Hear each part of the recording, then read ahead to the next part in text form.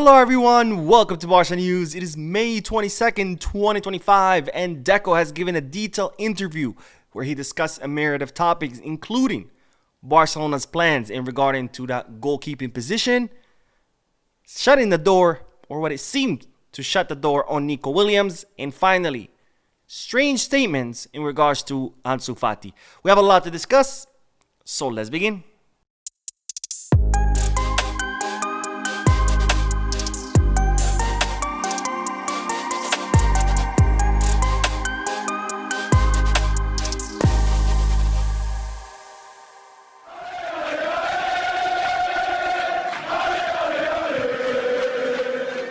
Hello everyone, welcome to the channel. My name is Mo, and today we're going to be covering Deco's interview where he discussed several topics related to FC Barcelona and what I thought was the first interview that we've seen from Deco since he joined the Barcelona board, where he was completely unleashed, let's put it that way, because usually previous interviews that Deco has done, he's very cautious about what he would say. He wouldn't reveal much, but this interview, he just let it all out, pretty much expressed himself and gave us plenty of insights into Barcelona's plans. And that, of course, I welcome, because it's good to know what the club is up to, especially since it's coming from the sporting director himself. Now, the first thing that Deco talked about, or the first thing we're going to cover in this video, is Barcelona's goalkeeping plans, which is something I've been talking about for several videos. And this is what the Barcelona sporting director had to say. We have two goalkeepers. The idea is to stick with Szczęsny and Ter Stegen. Then we'll see what Iñaki decides. In 2 years, the team will need another goalkeeper due to age. We have talented players at home, but we have to see how they develop. Joan Garcia, I'm not very knowledgeable about goalkeeping. It's true that our scouting team is working to gather information, and Joan is a good goalkeeper. So Deco confirming pretty much what I've been telling you for quite some time, is that Barcelona's plan is to have Mark Ter Stegen and Wojciech Szczęsny as the two first team goalkeepers, and then of course develop the current goalkeepers who are in the academy, like Diego Kochen, Jakubashvili, or even Iker Rodriguez, with Barcelona not having any plans or immediate plans to sign goalkeepers right now. But Deco saying that, we will need goalkeepers in the future, because of course both Tech and Ter Stegen are in their 30s, and unfortunately, like all of us, they're not getting any younger. Now, Deco was asked about Joan Garcia and saying, he doesn't know much about goalkeepers, but that the scouting team is putting together a list of possible signings. And as Joan Garcia, he thought was a pretty good goalkeeper, which of course I think we all agree after the incredible season that the Espanyol goalkeeper is currently having, especially against Barcelona, where Barcelona clinched the title, where he saved Espanyol from many goals. Now, this is the big topic of the interview, because Deco spoke about Nico Williams. As you know, Joan Laporta had spoken about Nico Williams a couple of days ago. I made a special video covering Joan Laporta's interview, where he wasn't too clear, but he said that Nico was considered, but there were other plans now, which a lot of people took it to mean that, the door was shut for Nico Williams. I didn't think it was quite clear, because simply Laporta said there are other names being considered, but he never really clarified, do these other names also include Nico, or do these other names exclude Nico, and that's why they're being considered. But now with what Deco had to say, seems like the door could be closed for Nico Williams. Now, this is what Deco said about the Athletic Club de Bilbao attacker. He's a great player. We've seen his potential. Last season, there were two players who could have improved the team, Nico and Olmo. Moments come and go. Dani showed from the very beginning that he wanted to come. Nico didn't. It dragged on, and it couldn't be done. So Deco, again, not fully closing the door, just like Laporta, but saying, that Nico was considered. He didn't want to come, so Olmo ended up being signed.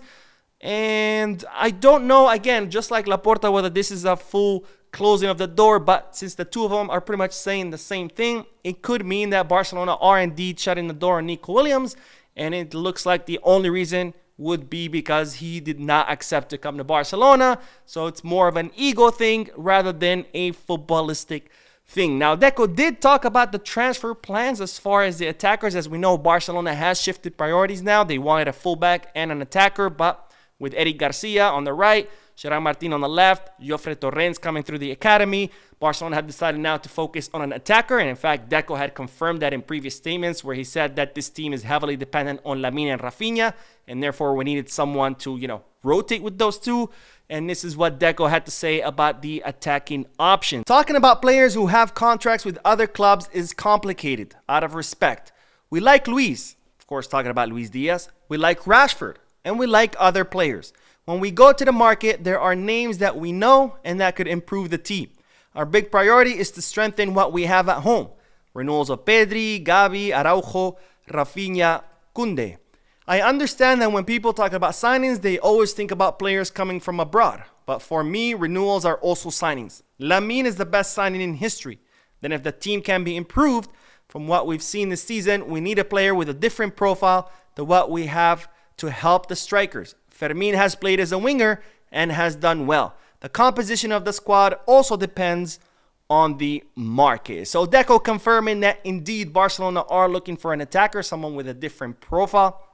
If you read between the lines, pretty much someone like Lamine that can play on the left, because of course Rafinha is not the same profile as Lamine. He's not a dribbler. He's not a 1v1 kind of player.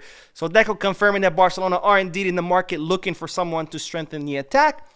However, also mentioning the names of Rashford and Luis Diaz, which Barcelona do like. And given what he just said about Nico Williams, where it seems like Barcelona are closing the door, I think it's a mistake, because between Rashford, Luis Diaz, and Nico, I would much, much rather bring Nico Williams. After all, Luis Diaz is 28 years old.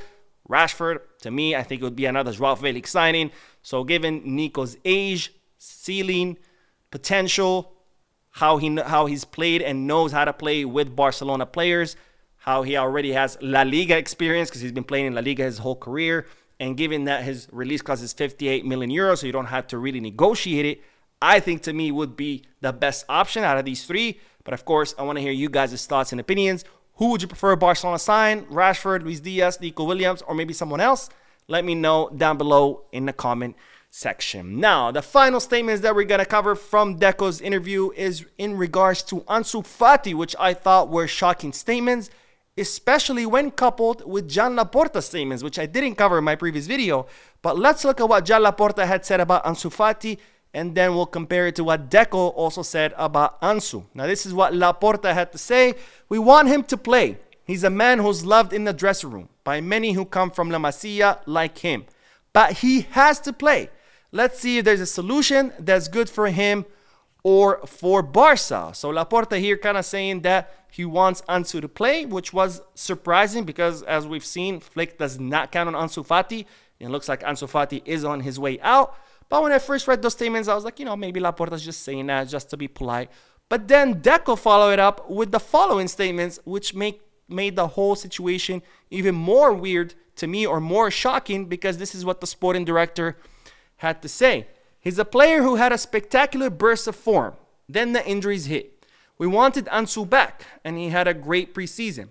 But for whatever reason, he hasn't had any opportunities.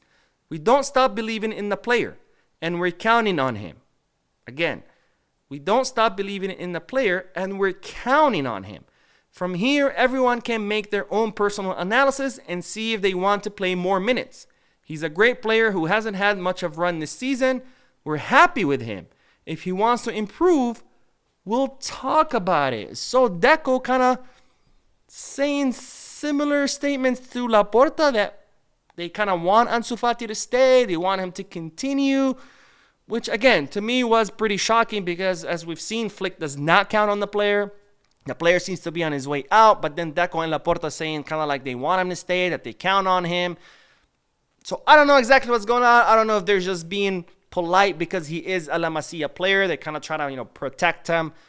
Or maybe they're just trying to put the ball in his court. Like, look, if you want more minutes, you're going to have to go somewhere else. So if he does leave, it seems like the player left on his own accord, not because the club wanted him out.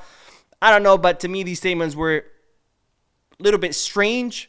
But I do want to hear you guys' thoughts. What do you guys think about Deco and Jan Laporta's statements in regards to Ansu Fati? Let me know down below in the comment section. But anyways, that is all that I wanted to cover about Deco's interview. Let me know all your thoughts about everything that the sporting director had to say.